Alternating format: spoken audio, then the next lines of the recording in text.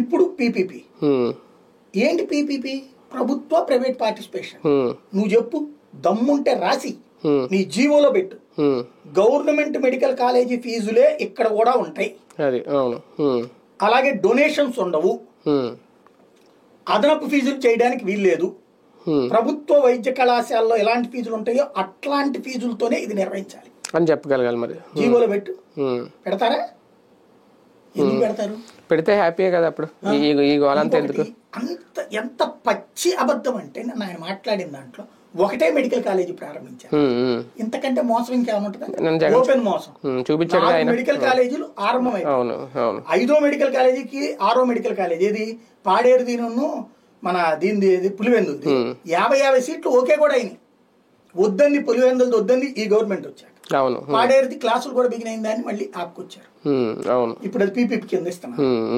అవి ఏంటి 4 పూర్తయిపోయినాయి. వీళ్ళు ఏం చేస్తారు? పూర్తిగా 4 చూపెడతారు.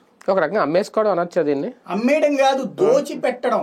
అమ్మడం అంటే అయిపోయిన కాలేజీలు, నేను ఆల్రెడీ అయిపోయిన కాలేజీలు పీపీపీలు ఇస్తున్నాం అంటే. పీపీపీ అంటే వీళ్ళు చేస్తున్నది ఏంటంటే 100 కోట్ల రూపాయల చేతిలో ఉన్నోడికి 1000 కోట్లు ఇచ్చేస్తున్నారు. ఇప్పుడు ఈ మీరు వెరీ సింపుల్ లాజిక్ అండి. ఇక్కడ భాష్యం స్కూల్ పెడతాడు, అక్కడ ఆ పెట్టక ముందు ఆ ఏరియాలో 10 లక్షల రూపాయలు ఉంటుంది ల్యాండ్. స్కూల్ పెట్టి అక్కడ రోడ్డు వేసిన దగ్గర నుంచి ఆ ఏరియా రేట్లు ఎట్లా పెరుగుతాయి?